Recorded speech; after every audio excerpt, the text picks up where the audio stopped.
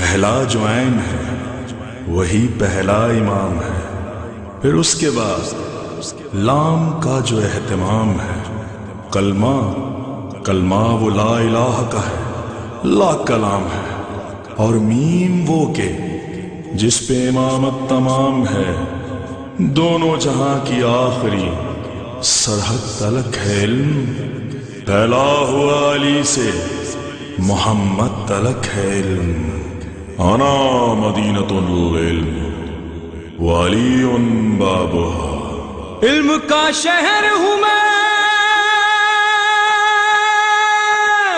علم کا شہر ہوں میں، اور علی ہے دروازہ، انا مدینۃ العلم وعلی بابها۔ رباعی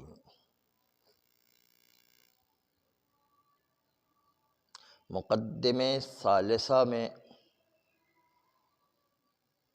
وہ اول شبہ بیان ہوا ہے جو شبہ خلقت آدم کے وقت پیدا ہوا۔ سمجھ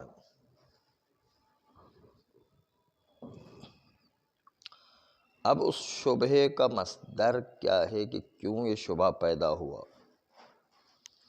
اور اس کے مظاہر کیا ہے کہ اس کے آثار کہاں کہاں نمودار ہوئے، تو جان لیں کہ اول شبہ جو واقع ہوا ہے خلقت میں وہ شبہ ابلیس ہے۔ ابلیس نے پروردگار عالم پر 7 اعتراضات کیے تھے، خطرناک قسم کے اعتراضات پروردگار عالم پر ابلیس نے۔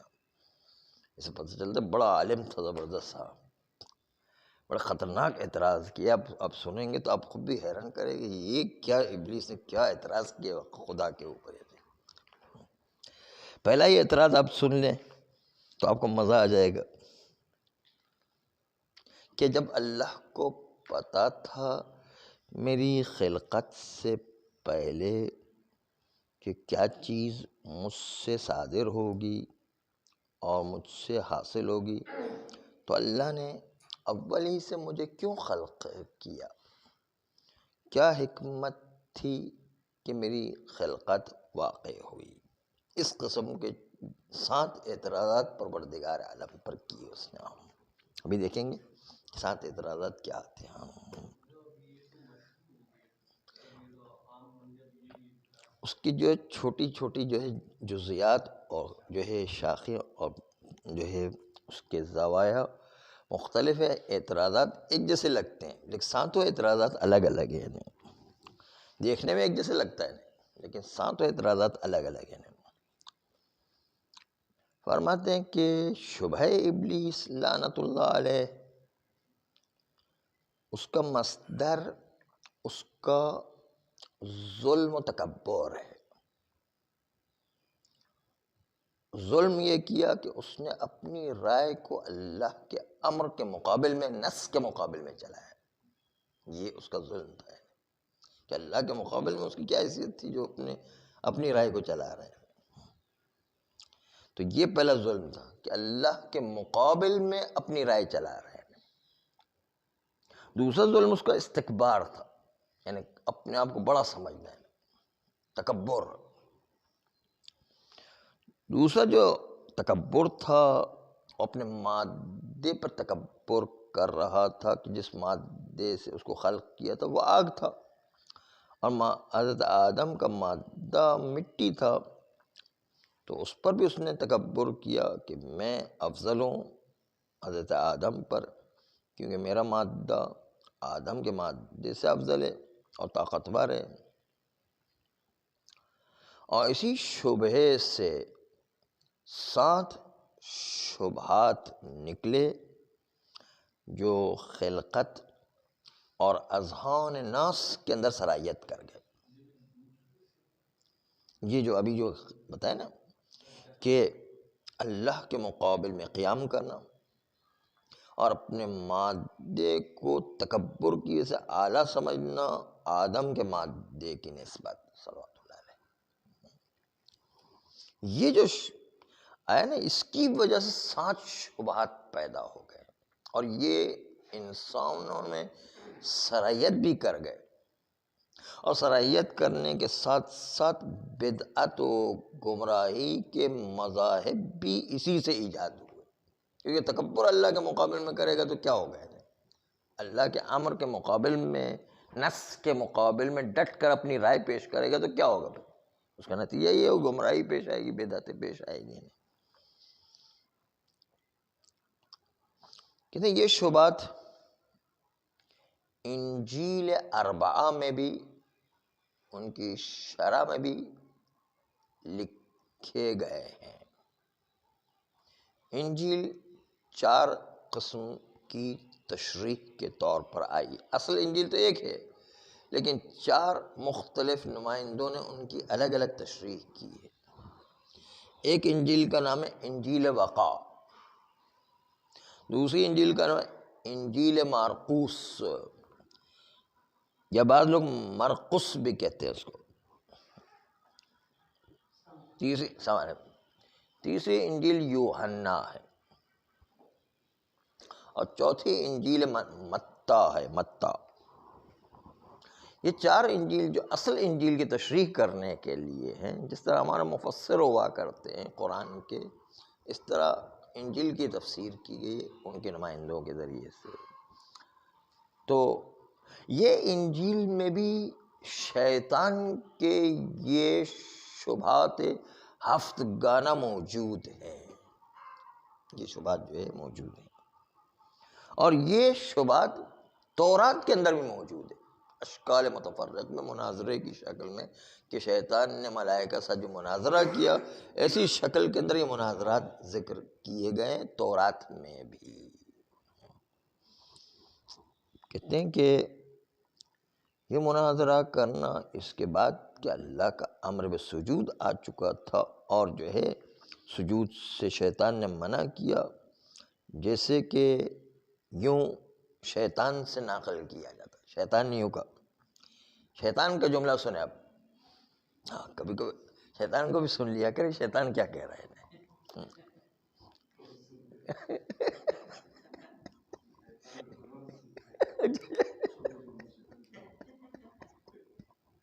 آج کھلم کھلا سنیں، وہ مخفیانہ سنتے نا، آج شیطان کو کھلم کھلا سنیں کیا کہہ رہے، خدا کے مقابل میں کیا کہہ رہے۔ دیکھیں، انی سلمت ان الباری تعالی الہی، میں تسلیم کرتا ہوں کہ باری تعالی میرے الہ ہیں، میرا اللہ ہیں، وَإِلَٰهُ الْخَلْقِ، اور پوری مخلوقات کے معبود ہیں، یہ بھی میں تسلیم کرتا ہوں۔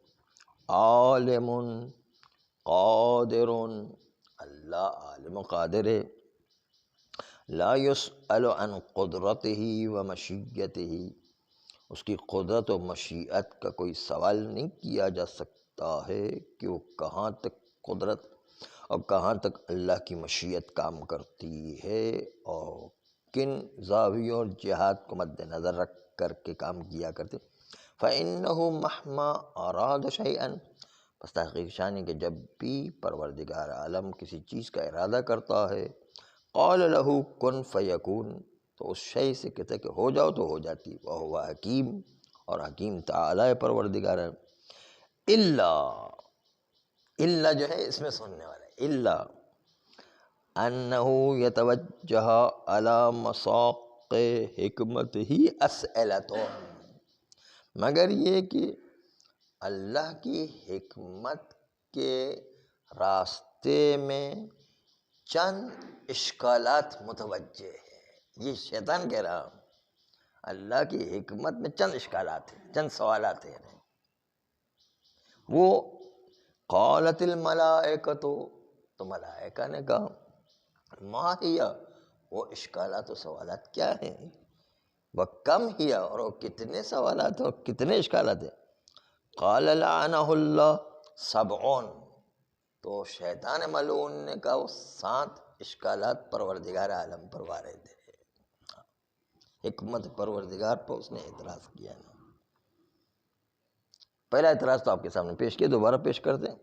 پہلا اعتراض جو شیطان نے پیش کیا پروردگار عالم کی حکمت پر، وہ یہ ہے، منہا ان میں سے ایک اعتراض کہ انہ علم قبل خلقی ای شیء یصدر عنی ویحصل منی، اللہ تو جانتا تھا کہ میری خلقت سے پہلے ہی اللہ کو علم تھا کہ کیا چیز مجھ سے صادر ہونے والی اور مجھ سے حاصل ہونے والی ہے۔ فلما خلقنی، جب پتا تھا کہ میں فساد برپا کروں گا تو پھر اللہ نے مجھے کیوں خلق کیا؟ اولاً پہلی بات تو یہ کہ مجھے خلق کیوں کیا؟ عمل حکمت فی خلق ہی ایایا، اور کیا حکمت تھی اللہ کی کہ اللہ نے مجھے خلق کیا اس فساد کے جاننے کے باوجود۔ یہ پہلا اشکال تھا شیطان کا حکمت پروردگار عالم پر۔ دوسرا اشکال سنیں، الثانی ان خلقنی علی مقتضی ارادتہ و مشیتہ فلما کلفنی بمعرفتہ و طاعتہ، جب اللہ نے مجھے اپنی مشیت و ارادے کے تقاضے کے تحت پیدا کیا، اپنے ارادے سے پیدا کیا، میں نے تو نہیں کہا تھا، تو پھر فلما کلفنی بمعرفتہ و طاعتہ، تو مجھے پھر تکلیف کیوں دی اپنی معرفت اور اپنی اطاعت کی؟ اس نے تو اپنی مرضی سے پیدا کیا، تو مجھے کیوں زحمت دے رہے ہیں ہم؟ ہاں، مل حکمت، السلام علیکم، مل حکمت، ہاں نہیں وہ السلام علیکم،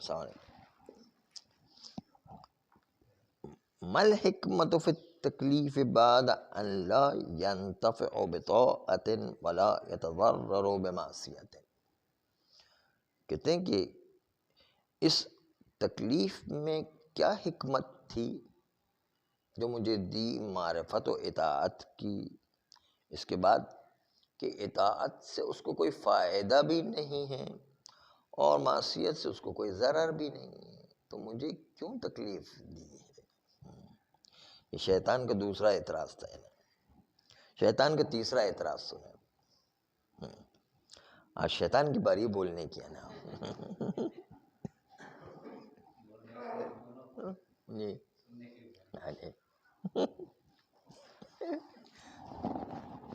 السلام علیکم۔ وَإِذْ خَلَقَنِي وَكَلَّفَنِي، اور جب اللہ نے مجھے خلق کیا اور مجھے تکلیف بھی دی،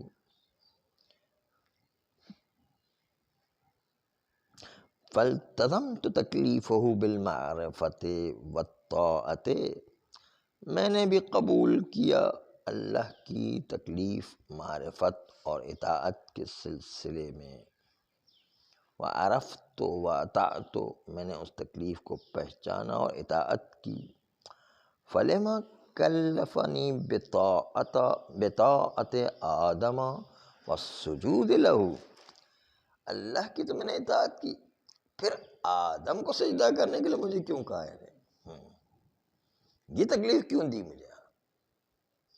میں نے جو ہے وَمَا الْحِكْمَةُ فِي هَذَا التَّكْلِيفِ عَلَى الْخُصُوصِ، اور کیا حکمت تھی اس تکلیف دینے میں جو خصوصی طور پر آدم کو سجدہ کرنے کی تکلیف دی، بعد ان لا یزید ذلک فی معرفتی و طاعتی، بعد اس کے کہ یہ آدم کو سجدہ کرنا نہ میری معرفت میں اضافہ کرتا ہے نہ میری اطاعت میں اضافہ کرتا ہے، پھر جو اللہ نے مجھے آدم کے سجدہ کرنے کی تکلیف کیوں دی؟ یہ شیطان جو ہے اعتراضات کر رہا پروردگار عالم پر، یہ تیسرا اعتراض تھا شیطان کا۔ چوتھا اعتراض شیطان کا سنے، آج شیطان کی باری ہے نا۔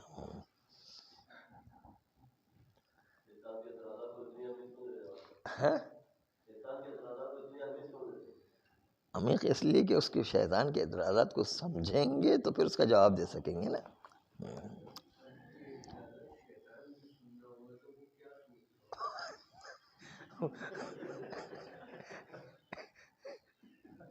سوچ رہا کہ میں نے تو اتنی گہرائی میں سوالات نہیں کیے تھے، اعتراضات نہیں کیے تھے، یہ آج اتنے گہرائی میں لے کر جا کر اعتراضات جو سنا رہے ہیں۔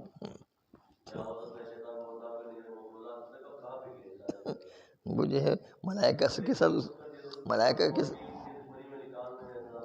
نہیں، ابھی عرض کیا کہ وہ تورات میں باقاعدہ ملائکہ سے اس نے مناظرہ کیا ہے اصل میں، وہ اب ابھی دیر سے آئے پہنچے، انجیل اور تورات دونوں میں اس کا مناظرہ آیا ہے اصل میں۔ نہیں، وہ اصلی کے اندر اصلی مناظرہ آیا ہے اصل میں اس کے اندر۔ وہ جو ہے انجیل کی تو 4 قسمیں، شرح اس کی شرح ہے، اصل انجیل نہیں ہے وہ۔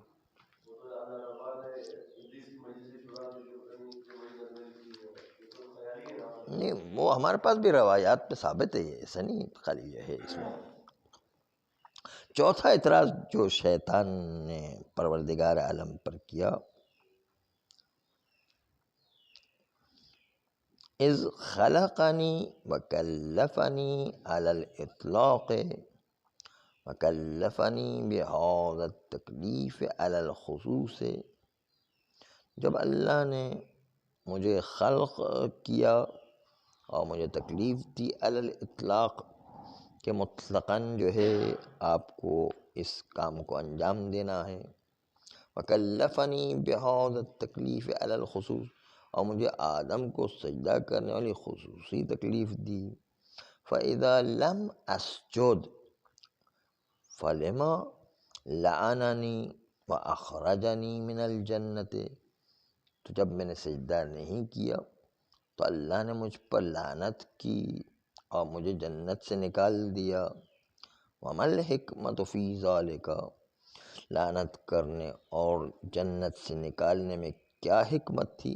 بعد ان لم ارتکب قبیحا، جبکہ میں نے تو کوئی قبیح کام انجام نہیں دیا تھا، الا قولی لا اسجد الا لک، مگر یہ کہ میں نے وہابیت کی طرح کہا کہ ہم تو صرف خدا کو مانتے ہیں، ہم اسی کو سجدہ کریں گے، کسی اور کو سجدہ نہیں کریں گے۔ وہابی یہی کہتے ہیں نا کہ جو ہے خدا کے علاوہ کسی اور سے نہیں مانگو، وہ یہ بھی اسی طریقے ڈٹ گیا ہے، الا قولی لا اسجد الا لک، مگر میرا قول یہ تھا کہ میں سجدہ نہیں کروں گا مگر یہ کہ تیرے لیے، یعنی خدا کے لیے سجدہ کرنے پر اتنا وہ ڈٹا ہوا تھا جس طرح آج کی وہابی ڈٹی ہوئی ہے، بالکل وہی کاپی ہے، سمجھ۔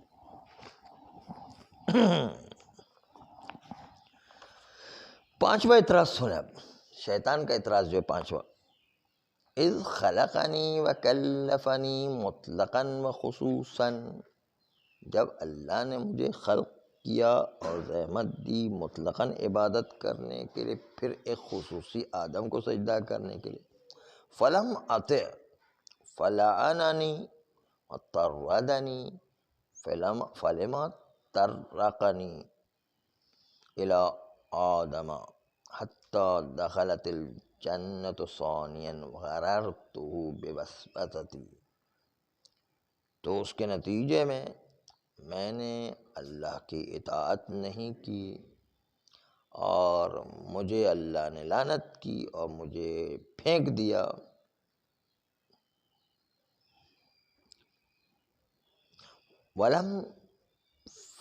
فلما طرقنی، تو پھر مجھے راستہ کیوں رکھا الی آدم کی طرف، حتی دخلت الجنت ثانیا، یہاں تک کہ میں جنت میں دوبارہ داخل ہو گیا، وغررتہ بوسوستی، اور میں نے حضرت آدم کو اپنے وسوسے سے دھوکہ دیا۔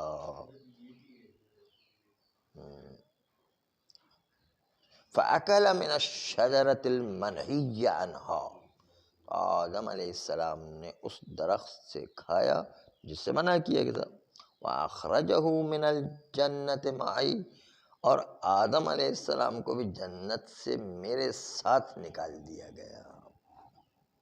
عمل حکمت فی ذالک، اس کام میں کیا حکمت تھی؟ بعد ان لو منعنی من دخول الجنت استراح منی آدم، بعد اس کے کہ اگر مجھے منع کر دیا جاتا جنت میں داخل ہونے سے تو آدم راحت میں ہوتے مجھ سے، وبقی خالدا فیہا، اور آدم ہمیشہ ہمیشہ جنت میں رہتے، آدم کو یہ زحمت کیوں دی؟